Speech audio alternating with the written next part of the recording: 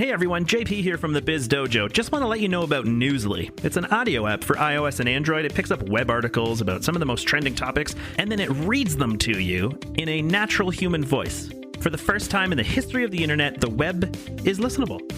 You can browse articles from topics you choose and start playing. So stop scrolling, just start listening. Download Newsly from newsly.me. Whether it's the Master's Medium or the Dojo Dark Roast, pick up your Biz Dojo brand coffee today. Just send us a DM or email coffee@thebizdojo.com. This episode is powered by Airdrie DQ Grill and Chill, owned and operated by local entrepreneurs. Check out one of their 3 Airdrie locations today and pick up a blizzard, ice cream cake, or dilly bar.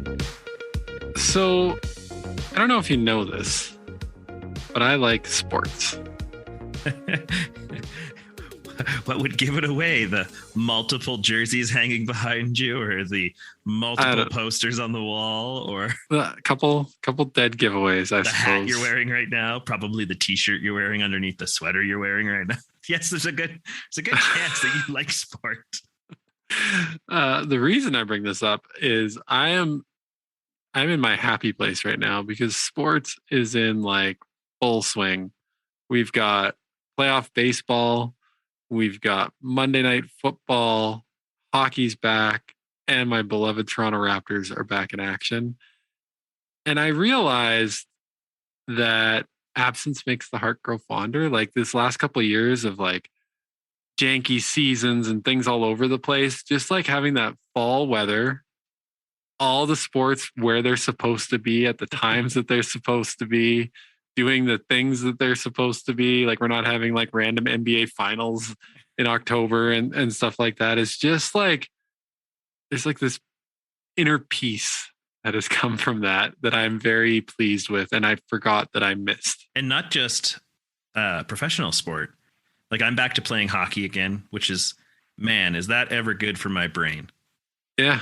It's nice to just, the first time that I skated back out on the ice, first of all, I thought that I was going to face plant for sure. Like I haven't stepped on the ice with like full pads and whatever in a very long time. So I was, standing at the gate, just waiting to get on the ice. And it's like, okay, I'm going to gingerly step out like a Timbit hockey player right now and make sure that I stay up. I don't want to look like Bambi in my first experience back on the ice.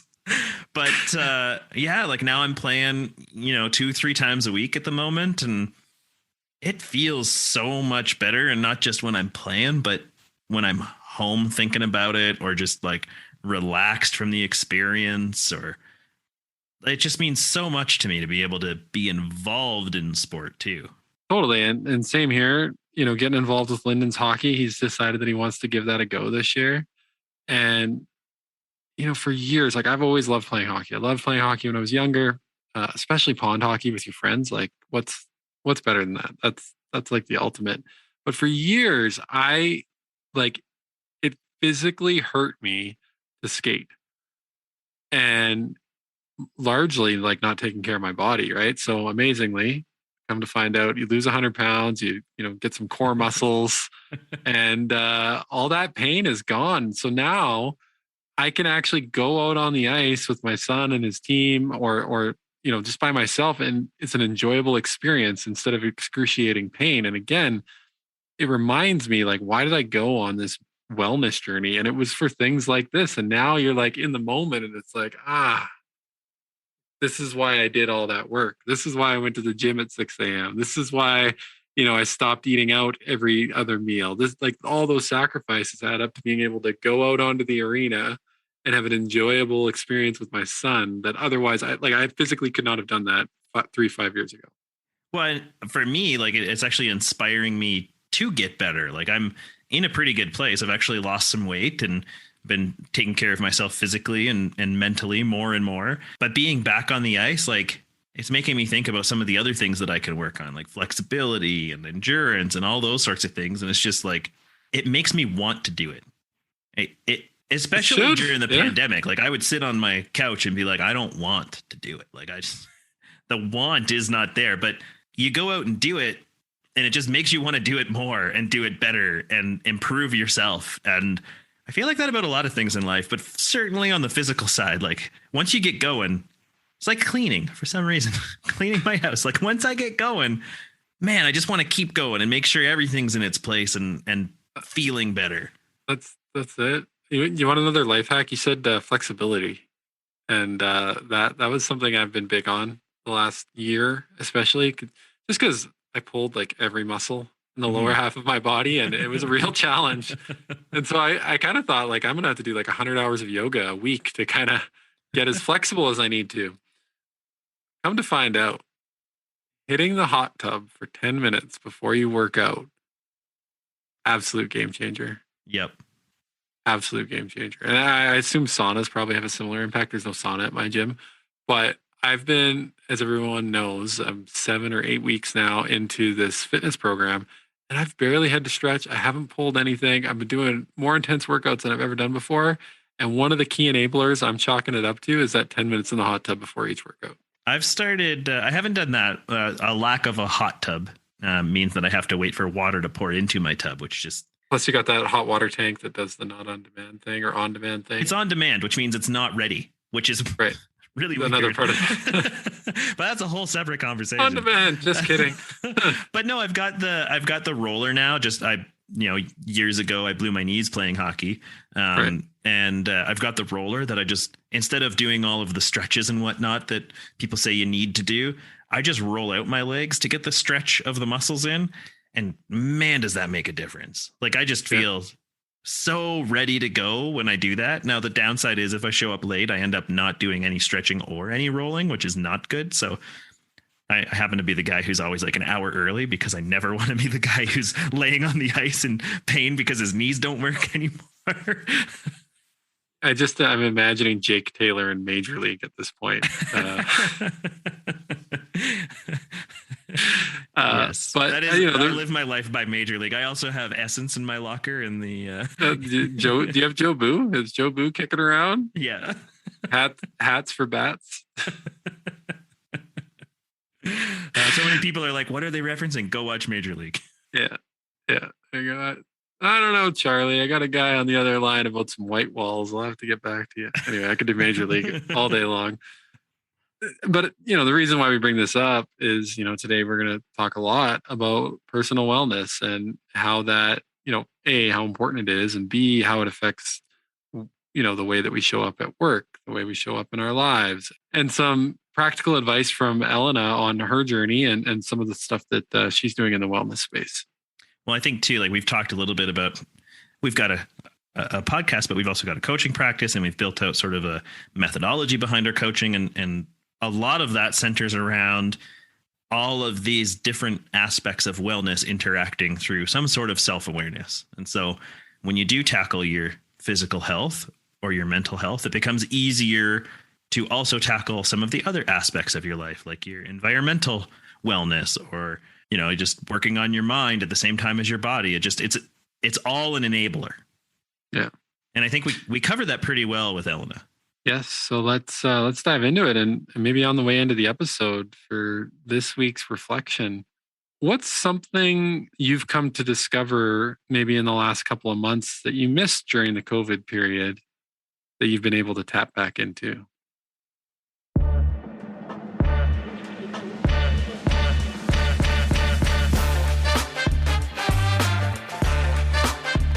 Welcome to the Biz Dojo with Seth and JP. This week, we're joined by Elena Iacono. Elena, welcome to the dojo. Hi, Seth. Hi, JP. How you doing? Awesome. Good. Beautiful fall day here in Calgary, I guess. I spent half my day inside cleaning my bathrooms, so I will be going outside after this so I can take in the sun. It's so beautiful out. It was raining all day yesterday, so it'll be nice to be outside for a bit. We've had a delightful fall, I would say, JP. Like it was like 20 degrees yesterday. I was outside working in the yard all day. We had that one day where it was like snowing a little bit and 4, and I was worried that it was like winter is now here. Enjoy the next 7 months of snow. But that turned around real fast. Yeah. So anyway, what do you like to do? What do you like to do in winter? That's your winter jam. Warm up. I know. I like to I play hockey, so I play far too much hockey in winter, and then ski and snowboard and all that sort of stuff. It's funny. I was talking to my son the other day, and he declared that winter is his favorite season. And then I asked him all of his favorite things about winter, and it was things like hot chocolate, sitting by the fire, blankets, and all the Indoor things that he stuff. does to stay warm.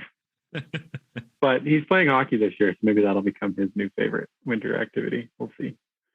So, Elena, I didn't really give much of an intro there. How would you describe who you are and what you do? I would describe myself as someone who just loves to see people thrive, and I think that really helps me every day as I work in well-being and mental health, and just doing amazing things every single day with some amazing people to help the people that we work with in our organization keep well. And I think we're approaching that 2-year mark, and I just think that we've really dug deep to keep well, and it's just so inspiring to see all the amazing things people are doing. Located here in Toronto, and just every single day thinking about my contributions to well-being and how I can guide people to just staying healthy.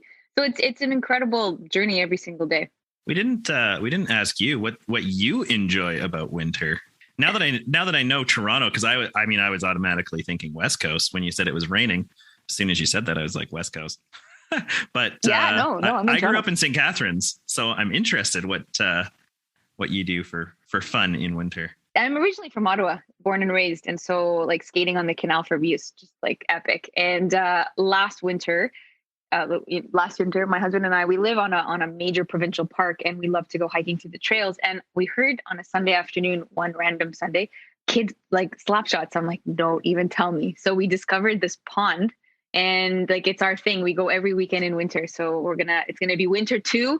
Got new skates, and we're just gonna hit the pond every weekend. I love it so much. So fun. Awesome. And I think like Seth's kid, sitting by the fire, keeping warm, keeping warm. Otherwise, out west here, we've got Banff, where you can skate on the quote pond in the middle of the mountains, and you have that mountain backdrop. And then they do have little fire pits set up all around the outside with benches, and they sell hot chocolate and everything. And I think I spend more time on the bench with a blanket drinking hot chocolate than I do on the ice when I go skating there. But man, is it ever just a beautiful setting to reset yourself. Oh yeah, it's so nice. And there's just something so magical about being in nature and skating. But I saw, all the parents who were watching their kids play hockey last winter. So I think I have a business idea. I'm going to set up like a little coffee stand or something. I don't know how I'm going to make this happen, but I want to see like a little bar and we can like have snacks in the woods. I think that'd be so cool. Let's see what the provincial park has to say, but that's my mission this winter. Well, Elena, just maybe tapping into your journey a little bit. How did you get into health and wellness on the corporate side of things? Like how did that journey come together for you? Yeah, it's a good question. I think about that every single day just because I love this space so much and I feel so lucky to be here.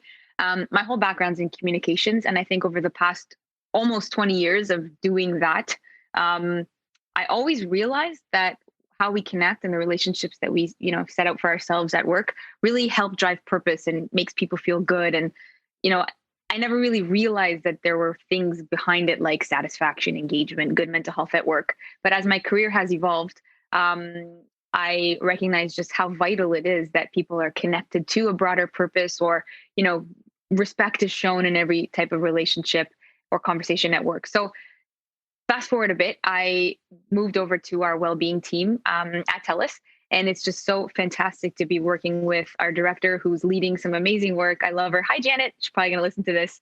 And just doing some amazing work. And I pivoted over and now I've got this new career and just loving it so much for the principles that I said, that every day we get to come up with initiatives and drive forward our strategy to keep people well. And we recognize that being well allows you to work with more productivity, sure, but it also creates such an amazing culture where people want to stay. They say great things and they strive. And that's just bottom line what drives me every single day. And some of the things that we do, we've got incredible work. We do a lot of like physical, cool well-being challenges. But the work that I'm most proud about is the evolution of our mental health strategy and culture that we've created. And we've done things like empowering people to take good training and, learn really the nuggets of good self-care, but also being a bridge to support for others. And that's cool for me at the end of the day, when I see that, Seth, you've had a conversation with a colleague, or even you and I are connecting. JP, we'll talk for sure now that I know that you're on the team too. Just how are you helping someone get through the day? And I think that's the stuff that keeps me going. How much has that changed? You were talking about it's been 2 years.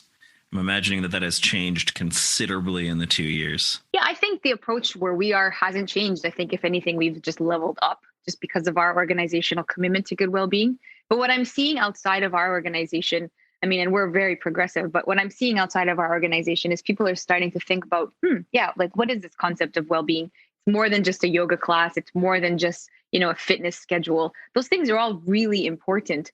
But I think where we're seeing really good thought leadership, and I was just reading a piece from Deloitte this morning, where we're seeing some really good thought leadership is, okay, the social contract between an employer and employee has really changed. People want great flexibility. They want to work for a place that is taking care of them. And they want to have legitimate, healthy workplace relationships. That's mental health at work. When we're able to connect and work well and strive for excellence, but our mental health is intact, I mean, what else do we want? And I think leaders are really starting to see just how important every single word that they say with their colleagues and employees, how that impacts someone. And I mean, work's always going to be here, but I think how we're thinking about how we're doing work is changing, and where we do work is changing. So I think all of those things do affect well-being when we're at work. Will we ever solve people's personal well-being concerns or issues or challenges? No, but we can be a really strong bridge to supportive care. And I think that feeds into broader social responsibility. And I'm seeing a lot of companies doing that. I mean, where we are, we're just doing some amazing things. So yeah, I've seen a significant shift, and slowly but surely other organizations are thinking about what they can do to keep their employees well as well. I do a lot of work with well-being, but not being in it fully immersed every day.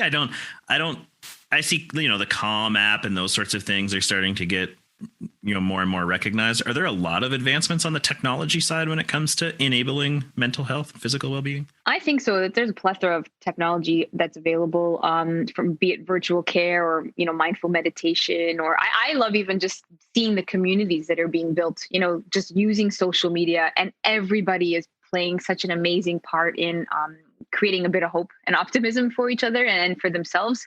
Things like, going live on Instagram, and Seth introduced me to Clubhouse, which never really took off for me. I don't know. I like seeing people. It didn't for him either. He was very excited about it for like a week. And then I stopped hearing about it. So I knew it was no longer. You know what actually killed it for me, I think, was the nonstop notifications about that I didn't care about. And I just shut it off. Yeah. Well, I remember, Seth, it was like a random Saturday, and we had a quick call, and I was like in the middle of making wild boar. I love to cook, by the way. And you're like, you have to try Clubhouse. I'm like, okay. So I tried it, and then I joined some conversation of some people up in Ibiza, and they were talking about, I don't know what they're talking about. So I like translated the little sentence. I'm like, yeah, this doesn't even make any sense. Like, who? Anyway. I see now that Twitter is actually trying some kind of version of that, though. Have you seen that recently? They have at the top of their app, they have this like conversation thing you can join, because they tried basically doing the Instagram story thing, and that failed. So I think they've got some kind of Clubhouse-y deal going now. But anyway, yeah, didn't take off for me either.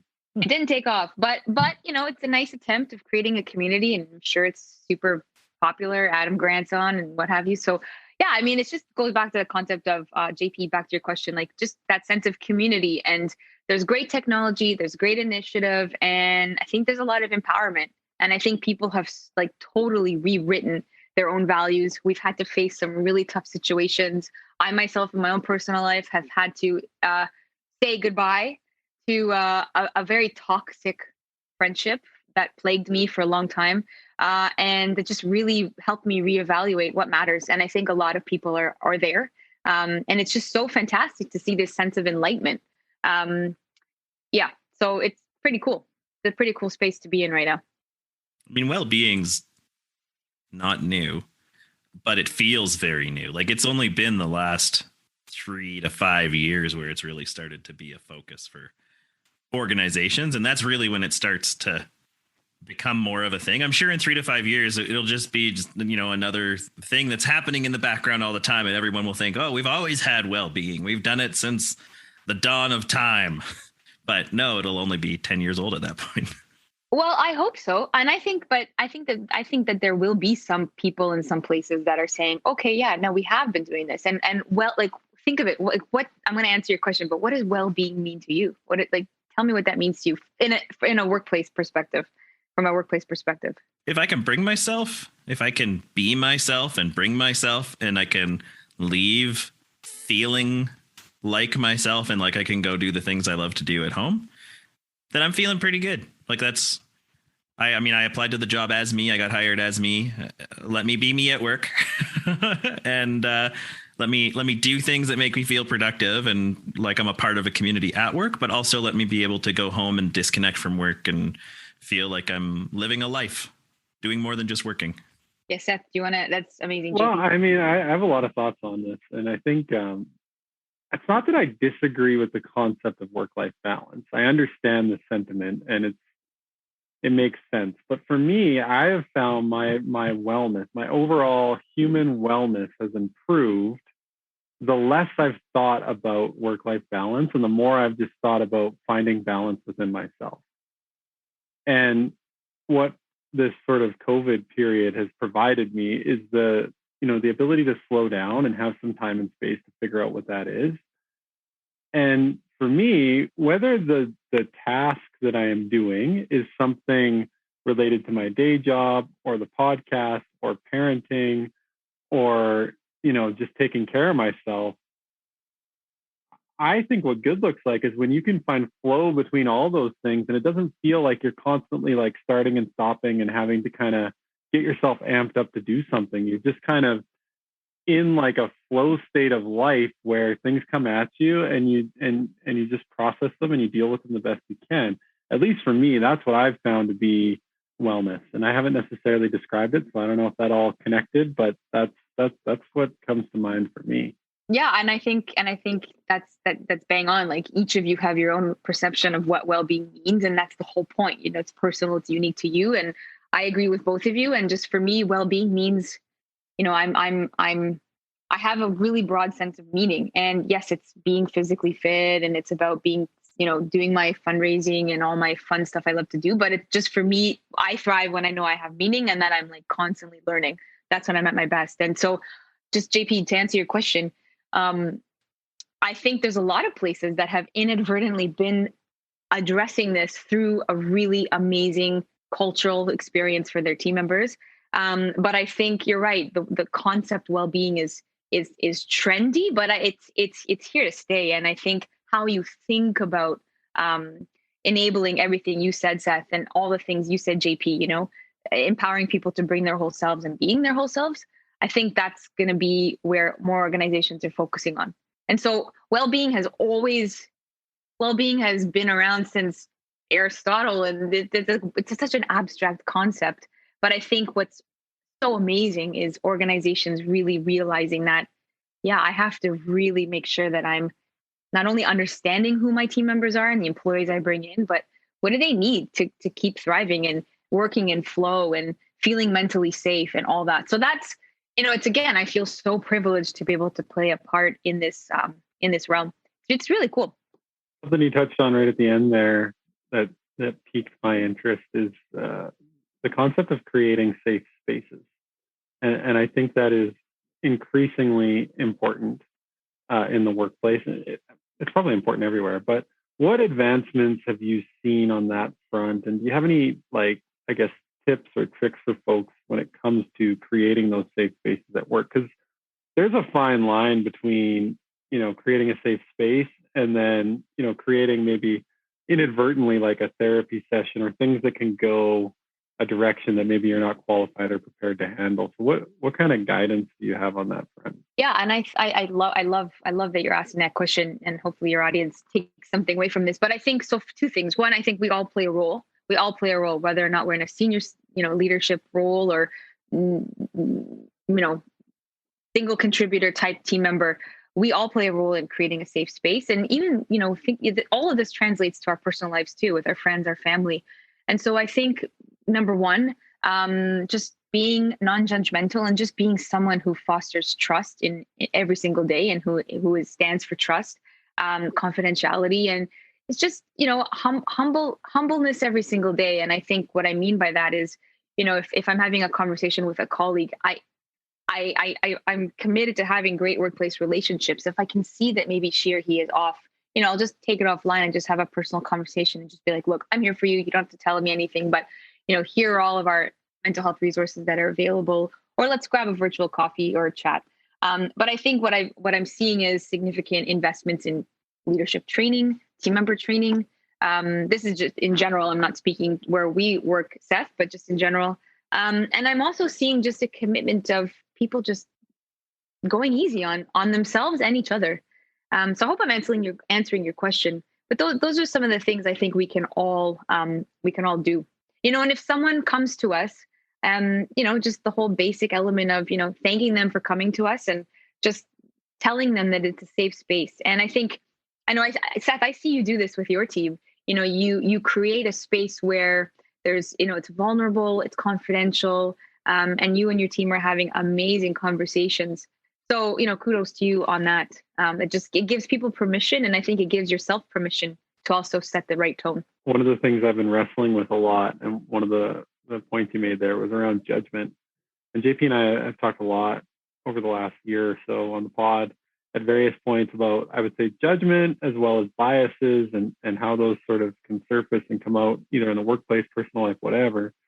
But I have found if you can really slow yourself down and realize when you're coming from a place of judgment or when you have a bias that's surfaced and sort of become aware of that and set it to the side and think, hey, what is it like on coming from that person's shoes? Or how do I come from a place of compassion instead of bias or judgment?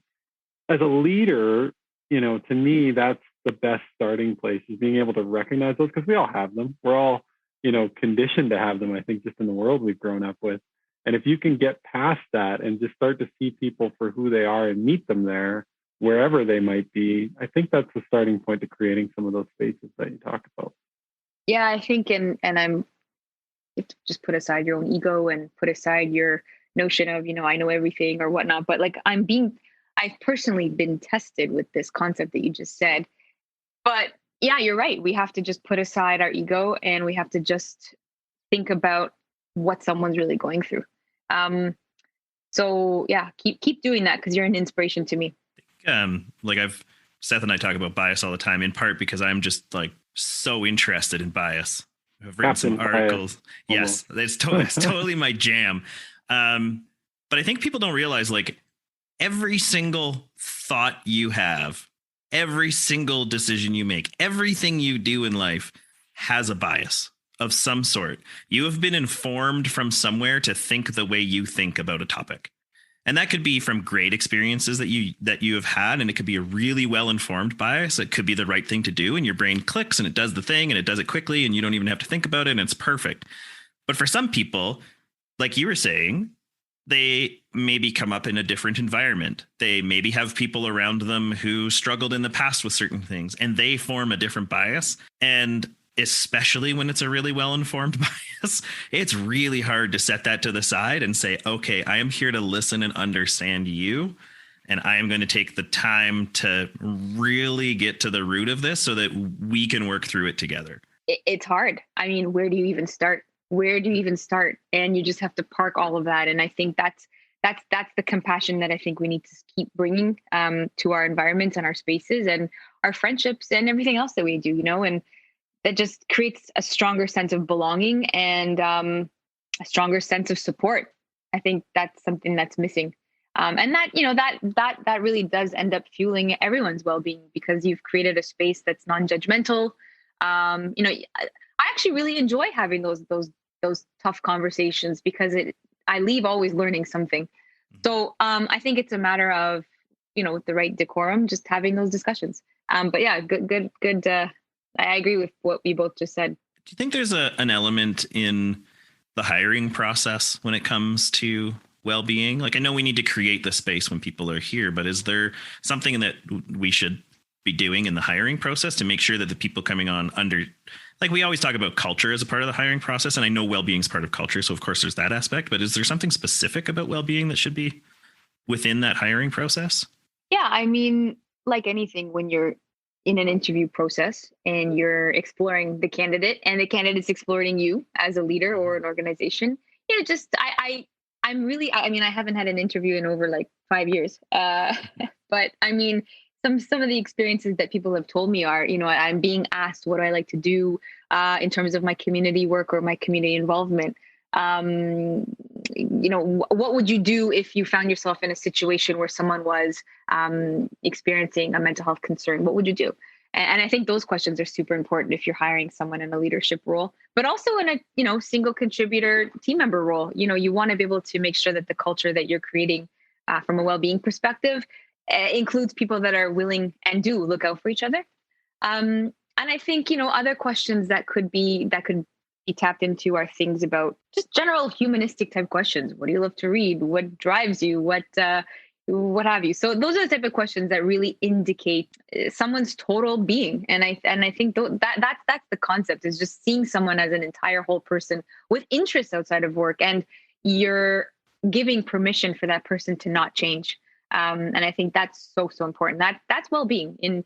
For me, like if I was going through that type of process, I would want to know, and I hope that people who are going through interview processes are empowered to keep at all of their personal passions, because that's important. It makes up who we are from a total rounded perspective. An interesting topic.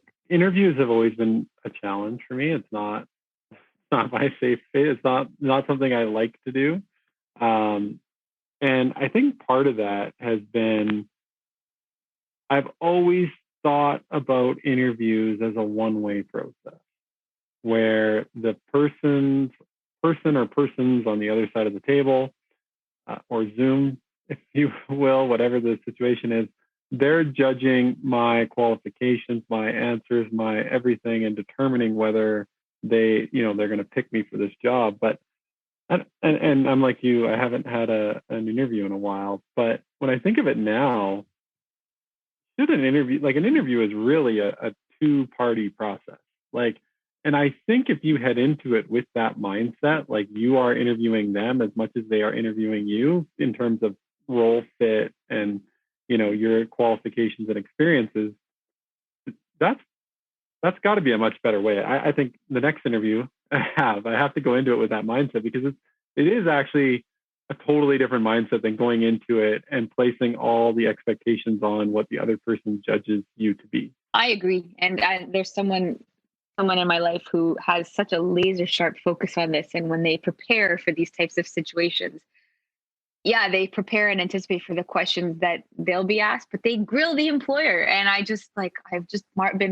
marvel at the confidence behind that, but it's just so important. Like, this is where you're going to be spending, like, how much time do we spend working? We need to make sure that it's just as good for us as it is for them. And I think it's so important. And if you have to think of it as a conversation, like you said, yes, of course, it's a business meeting. It has to be professional, but I think it has to be as natural as possible.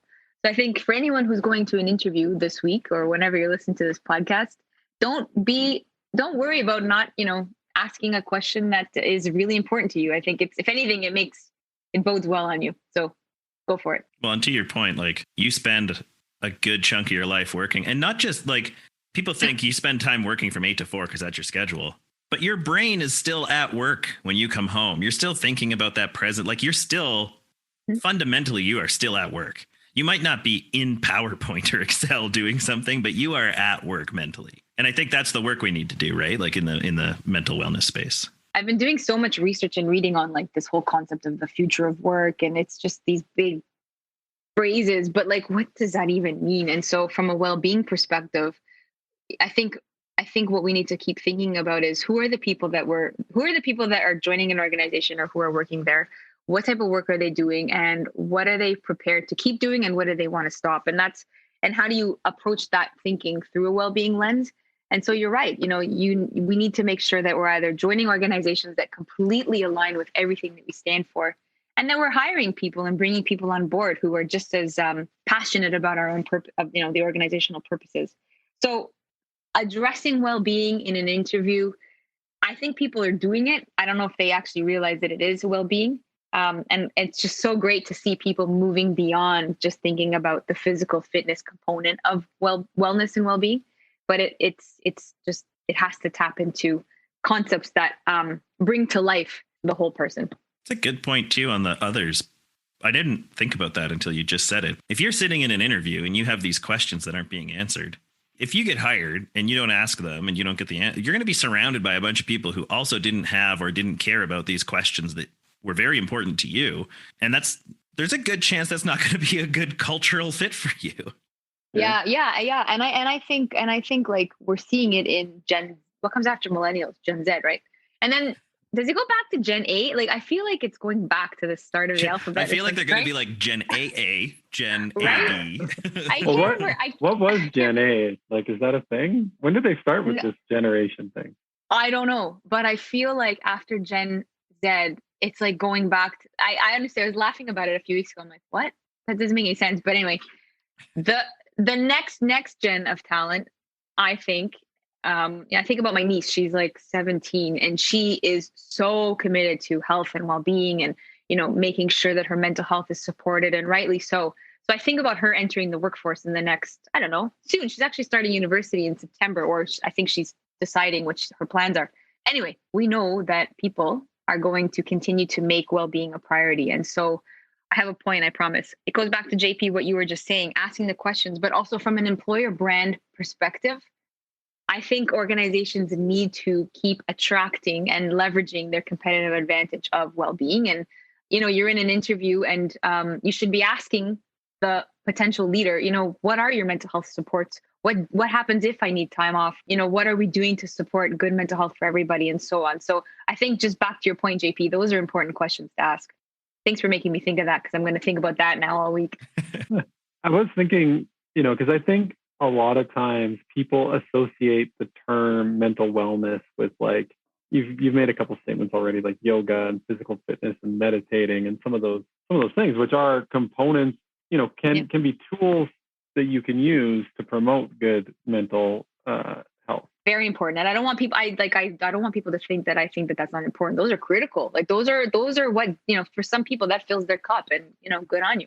Keep going. Yeah. And so for me, I feel like mental health is a constant journey. Like, it is not something where, you put in a bunch of work for 3 months and then you're cured. Like, all of a sudden you have great mental health. Like, it is a grind. It is a journey. There's going to be ups, there's going to be downs. And to me, it's having as many habits, tools, resources, coping mechanisms available to yourself so that when those situations occur, you can deal with them quickly and efficiently without spiraling into a bad habit or negativity or what have you. And like, I think that's the thing. Like, mental health is an ongoing process forever and ever and ever.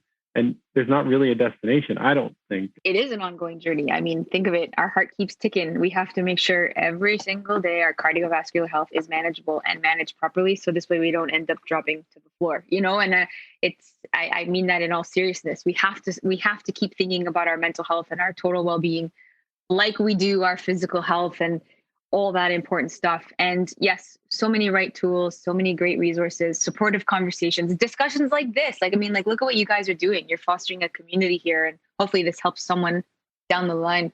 But I also think when you work for a company that makes it a priority to do this, and I'm not just saying like, having a campaign here or there, or just benefits, like a company that really prides itself on doing this, wow, like it's so powerful. It gives me goosebumps. And that's why I feel so fortunate to be a part of that. But yeah, no, I think it's so vital. And I think organizations that recognize this are going to be in it for the long run, right? And I think team members want to be engaged and, great career development and great learning opportunities.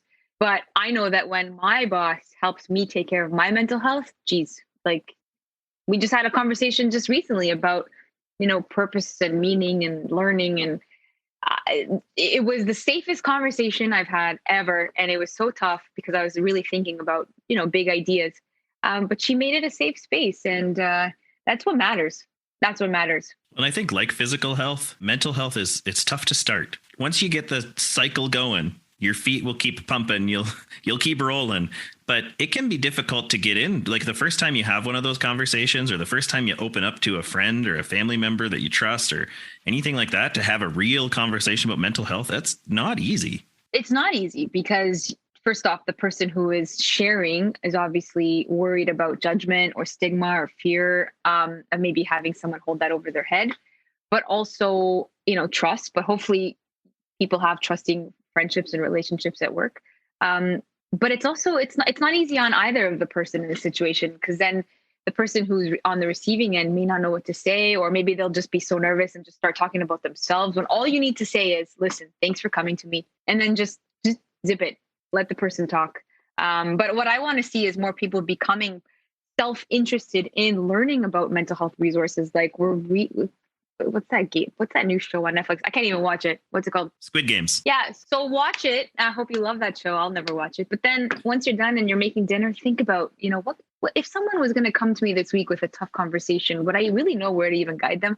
There's so much out there. Canadian Mental Health Association, the Mental Health Commission of Canada. There's so many free resources that we can just keep proactively educating ourselves on. And let's just all commit to being a good ally and a good bridge to support. So I'm not saying don't watch Netflix, because when we're done this, I've got to keep plowing through Seinfeld. Finally on Netflix.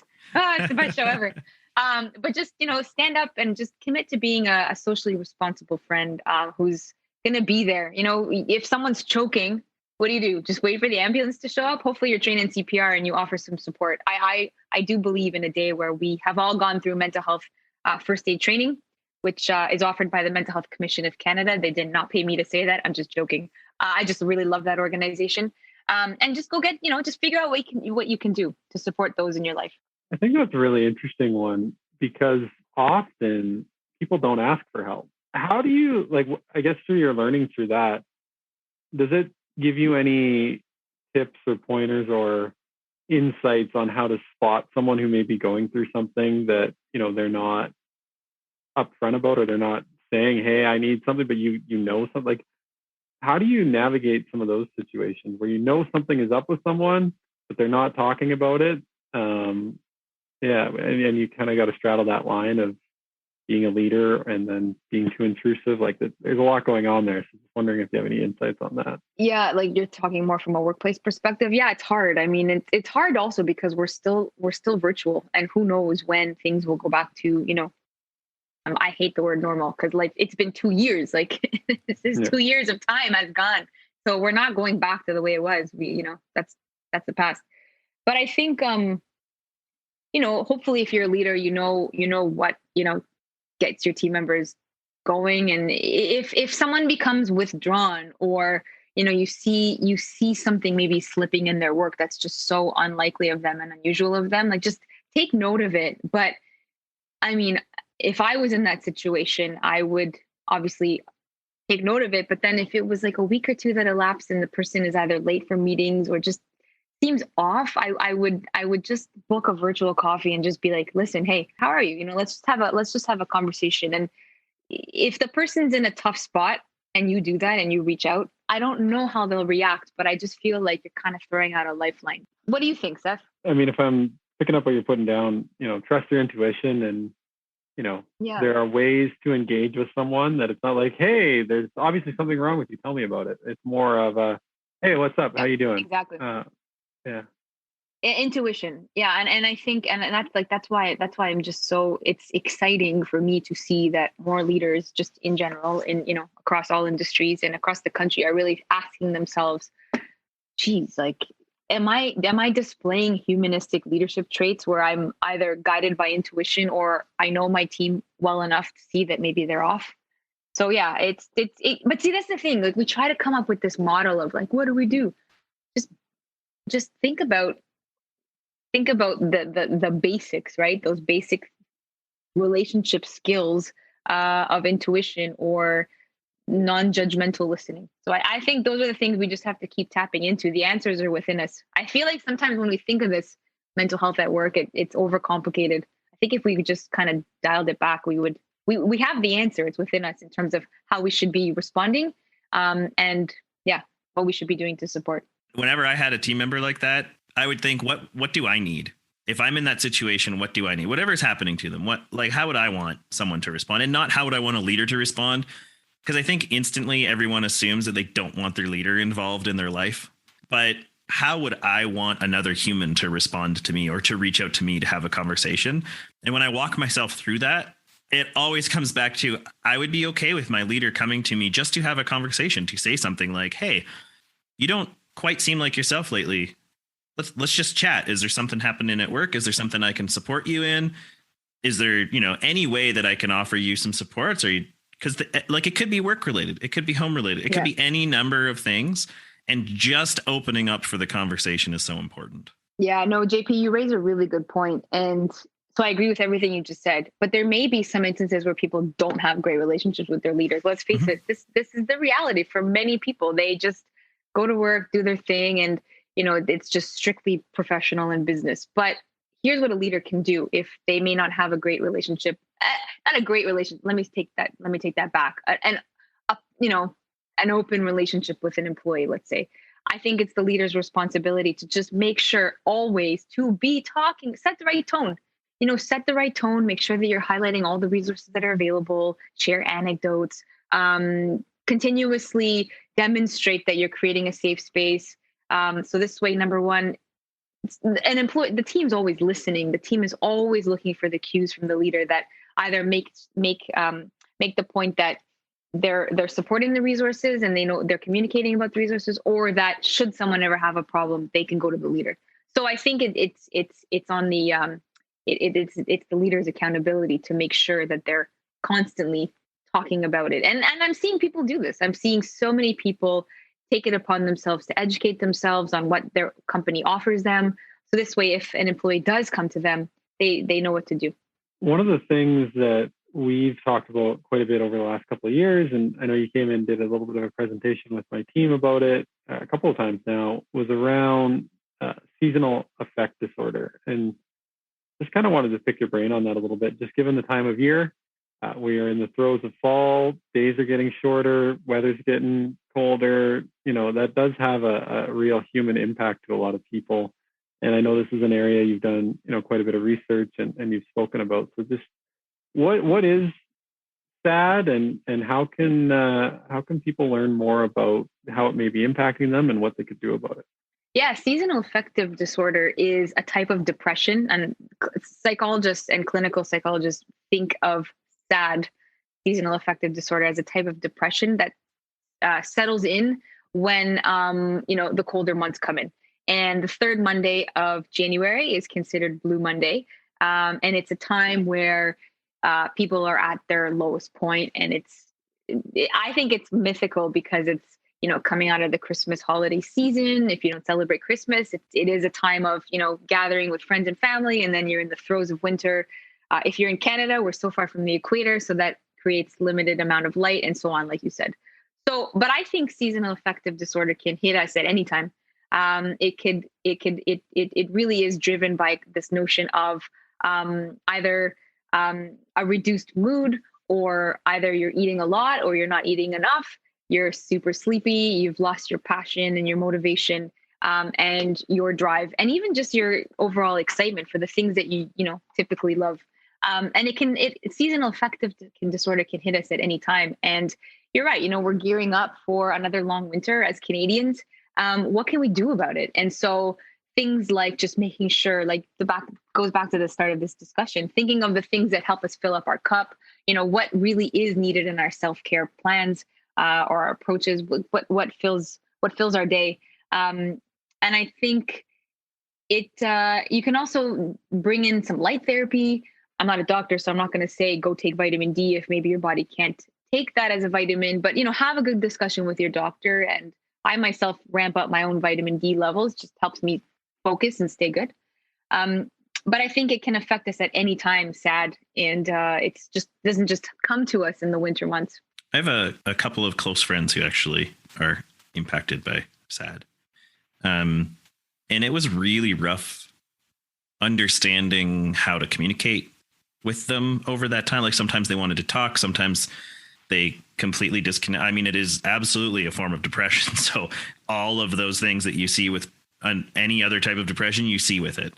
is there any sort of tip or trick or advice you would give to somebody who has someone in their life who is impacted by SAD? I think there's a few things that you can do. And I think the first thing is just recognize, like, don't take it personally. And that happened to me personally one time where I thought, what did I do? Turns out it was the person just going through a tough time. So I would say, just reach out. And even if the person doesn't text you back, they see that text is coming through, and just offer your support. And when the person's ready, they'll reach out. But just try not to abandon that person, because just that random text or that random funny article that you send them or whatever it is, just lets them know that you're thinking of them. And again, these are just really basic things. But I think the thing that happens first is, oh man, we feel so bad. And what do I do? We typically, it's not about us. It's about that person. And we just need to remember to be compassionate. Yeah, I know for one of my friends who experienced it, he's a musician and he's very big on the going out and seeing bands and whatever. But in winter just shuts down, like doesn't want to leave the house, doesn't want to go anywhere, do anything. And I know that a lot of his close friends, because we've now had conversations about it, because we are very open with each other about it. And it's a great relationship. But he has mentioned in the past that, some of his friends will just keep hounding him to go out, and they don't understand that, yeah, I told you yesterday I wasn't going. I told you today I wasn't going. And you're actually not helping the situation by asking a third time whether or not I'm going. Like, be there, be supportive, invite me for sure. I appreciate that. But, don't try and force me to do things because you think that's a cure for my affectiveness disorder. Yeah. Do you feel that stigma is slowly starting to evaporate, or do you feel just in general in Canada, we have more work to do? Like, just instead of, because in that type of situation, I can see how the person asking would be like, oh, come on, just suck it up. Let's go. What the heck's your problem? I've asked you so many times. But I'm going to ask you the question. Like, do you feel like we're becoming a little bit more understanding and compassionate? I would say in general, I think we are. I will caveat that by saying I am also surrounded now by people, because I've done a lot of work on my own mental health and surrounding me with people. Like, I think a lot of the people around me probably do a lot more work in that space. And there are certainly a lot of folks out there who still don't understand it, and still don't do any work on mental health or don't appreciate mental health disorders. Like, I certainly see it when I do things like play hockey. I'm a goalie, so I sometimes fill in on teams that I'm not regularly a part of. And just in the conversations that happen in the room, you can see those sorts of things haven't advanced the way that you would hope they would across society, but maybe within your own circles. But I do think that they've advanced, like, for sure. I think there's been a lot of advancement there. I can tell that, and this may be a sad indicator of society, but I can tell that because I can see the commercials on TV. I can hear the commercials in radio. Once it starts to permeate the media, I think there has been advancement, and there will continue to be. Yeah. And there's a lot that there's a lot that we don't know about mental health disorders and illnesses. So that's why, I really do invite everyone to check out the mental health first aid training. It's like a nominal amount. It's $200, I think, to take the training, and you learn about the different types of mental illness. And I think we've just, as a society, we don't know where to start. And I feel like there's just I think we're just so scared by opening the door on mental health illness because we don't know how to talk about it. And for some, it is a really scary, schizophrenia is very scary. And for the person who's living with it, but also the family members too, and friends. So I think it's just really important that we educate ourselves. We're aware of the different types of conditions that exist, like we would diabetes or heart conditions or whatever. And just think of it like we would any other type of illness that people encounter. Yeah, physical illness, because I think those are the ones people understand them, right? Like, I think specifically about something you're just saying, like heart disease. Like, there's been a ton of advancement, and now there's all these different types of heart disease, and everyone appreciates that there are all these different types of heart disease. But on the autism spectrum has changed considerably with the research in the last several years. But people don't appreciate that in the same way that they do physical illnesses and physical issues that people might face. So I think in the mental wellness space, like, you're already a little bit behind the eight ball because people struggle. They don't see a broken arm. They don't see any sort of physical impairment. They just hear that you have some sort of thing that you're struggling through. And it's hard for them to appreciate that there's a wide range of things that could be going on. And some of them are really impactful and some of them are just on the surface and you can't see them. You probably don't know about them, but to that person, they are dragging them down. They're very real. They're very real. Yeah, I agree.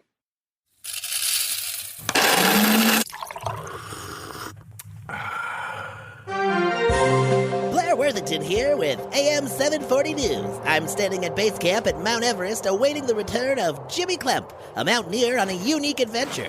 Here he comes now. Jimmy, did you make it to the top? We sure did, Blair. We lost a few along the way, but we did it. And what inspired you to take on this grueling and dangerous adventure? Well, you see, I was told that snowflakes are really unique, and I've been looking for something unique to give to my wife for the holidays. Did nobody tell you about the unique, personalized gifts from Beyond the Beaten Path? The what now? You know, amazing gifts, customized how you like, specifically for you or your loved ones, and they make a great holiday gift? Well, no, Blair. No, they didn't tell me. That sure would have been great to know before we lost all those donkeys. And our Sherpas. And my cousin Billy, who had no business climbing a mountain, but I forced him to because I wanted a snowflake for Mary. All right. Well, there you have it. Make sure to check out beyondthebeatenpath.ca for all your unique and personalized gift needs. Damn you, snowflake. Beyond the Beaten Path. Because everything else is boring and potentially dangerous. Billy. Hello, this is Erin Evans from the Erin Evans Podcast, and you are listening to the Biz Dojo. During COVID, I know you had a challenging situation with your grandma passing away, and you ended up doing something very inspirational out of that. And so for this week's question with Mama Seth, so we have a weekly segment where my mom asks the question of the guest, and Oh my God, I love this. yeah, I'd sent her a couple of things about you, and so this is what she came up with. So my Nana's cooking was a huge inspiration for me, and her recipes have become treasured family keepsakes. She actually took like a couple of handwritten recipes and lasered them onto cutting boards and stuff. So it's very impactful to her.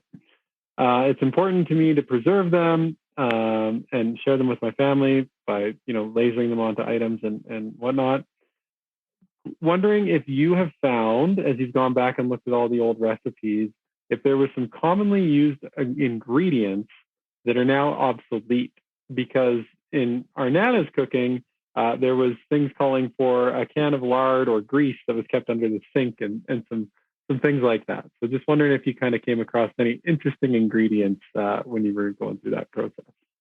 That's such a good question. Not really. So my grandmother actually, that's the beauty. I'm going to send you both. Well, Seth, you already have it, but did you send your mom the link to the book? Please give her a copy of the PDF. I did not, but I will. Yes. Okay. And to anybody who's listening, if you want it, let me know. I'll send it to you. So basically, here's what we did. So we raised $60,000 for Food Banks Canada in 3 months. I replicated all my grandmother's recipes, gave every dollar to food banks, and such amazing work that translated to about 300,000 net new meals, which is incredible. And my grandmother didn't write down the recipes. I replicated them, and I replicated them by memory because the ingredients were so simple. I mean, Italian cooking it's the best. Italian food is the most simple. So things like when you make your own pasta, you got to make sure you've got the right flour and the right best organic yellow eggs. Actually, their best eggs are usually really nice and orange. Rosemary. I mean, geez, every time I think of my grandmother, or if I smell rosemary now, I think of her. So I don't know if anything's become obsolete, but I think what's becoming obsolete is the way we're preparing things and the dishes, and just, doing it with our families, and, really making time on Sunday, which, by the way, I have a pot of sauce on the oven stove right now. Just really making time for the enjoyment of food and preparing things. And it doesn't have to be, you don't have to be Italian to do this. It could be any culture, which is so amazing. And just making the mindful time to try your hand. So I think, yes, the pandemic has helped re-inspire this. And I hope that people stay with these behaviors of cultivating good food practices at home. So it wasn't an ingredient that's become obsolete, but I think a way of preparing food has changed. I love cooking. Love. Do you use the grease under your sink or anything, JP? Yes, my under sink grease is used regularly. What do you do with that? Like, apparently you're supposed to save grease. I think that just used to be a thing. I don't. What do you do with it? I don't know. What's really good is if you're like making a soup or something, all the fat comes up to the top, right? Like I just made a bunch of turkey soup after I rotisseried my turkey. So I had this like super flavorful soup after, and all the fat rises to the top, and you can scoop that fat off, and then you can use that fat to cook something else, and it adds the flavor to the next thing that you cook. Now, I don't know how sanitary it is to store it under the sink for, weeks on end and be like, hey, now it's time. Let's go. I never know what to do with that oil. I just I put it I don't dump it down the drain because you're not supposed to do that. But I never know what to do with it. So I'll call you. Yeah, no, it's really good to cook with. Like if you can use it within a day or two, I actually put mine in the fridge and I just let it harden, and then I throw it in the pan, and it's just like butter. It just melts, and then you just cook whatever in it, and it adds that flavor to it. But it does also mean that for a few days, everything we ate tasted a little bit like the turkey that we had on the Sunday. A meal that keeps on going. Yeah, exactly. I feel like this could very quickly evolve into just like a foodie podcast. We could get Jordan West on the line, and let's do it. I'm in. 100%. I'm in. So I listen. I'll come and talk about. I love food. I love cooking. I love eating. But just quickly, I made a carbonara with guanciale, which is like pig cheeks. I saved the oil that the guanciale fried in, like because it emits so much, and then I cooked the pasta in it. Oh my god, it was so good. Not good for the arteries, but it was good for my stomach. It's very good for the amount of saliva in my mouth right now too, because now I'm getting very hungry. So I guess just on the way out of here, I know you got some pasta on the stove and you need to get a fresh coffee in you. What are you working on personally from a development standpoint, and how are you feeding your mind? Yeah, great question. I love to read. What I have been gravitating towards is reconciliation and just really understanding what that means. And I have to say, I used the day. I'm not going to call it a holiday because by no means that's not what it is. Commemorative day. I used that day to read Bob Joseph's 21 Things You May Not Know About the Indian Act. It has changed my life. And I have to say I was embarrassed and ashamed that at almost 40 years old, I was only learning about this now. Is it because I went to a Catholic school? I don't know. I'm not going to blame it on religion. But it's just blew me away with respect to what has happened, what continues to happen to people. And so Indigenous peoples rather in Canada. So just that's something that I've been personally committing myself to, and just really understanding what reconciliation really means. How do I become an ally, and how do I keep learning more about things that are so significant from a cultural perspective, and that we have to make sure that the Indigenous people's voice continues to be carried on. They're a fundamental part of our culture and our history. And it's something that I'm just committing to. Have you taken the course from U of A, the Indigenous Canada course? No, but it's on my list. It's on my list. Have you taken it? Yes. It is really, really good. This is what I'm reading right now. It's Jody Wilson-Raybould's From Where I Stand, if you can see it. It's amazing. And so I'm just trying to just understand this. And I can't, again, I'm not only am I embarrassed, but I'm very angry that we weren't taught what actually happened when we were younger. And I think as adults, we need to commit to learning. I think it was about the second week into that course. It's separated by week. I think I did the first week in like a day because it was just so good. And then when I was doing the second week material, about halfway through, I just had to pause it and walk away from my computer and really think about what have I been taught in life and why was this missing? Yeah. I understand what you're saying, because this is what I was reading, 21 Things You May Not Know About the Indian Act on the day. I had to, and I read the whole thing. I just sat and I committed myself to the whole day, but I had to stop at one point, put it down and go for a jog. I was so upset about it, and so upset about how history was rewritten. Does that even make sense? Oh man. I think something JP and I have talked about quite a bit over the last year, and I'm I'm working on the course. I'm about halfway through, and I kind of paused it during the summer, but I'm going to get back at it. And there's definitely a lot of things in there that, to your point of being embarrassed, like I just didn't really know, or I want to say like maybe forgot that it was taught, but I don't think it was taught. A lot of stuff to unpack with all of that. And I think, what we're trying to figure out is how do we create space and be an ally on this front as well.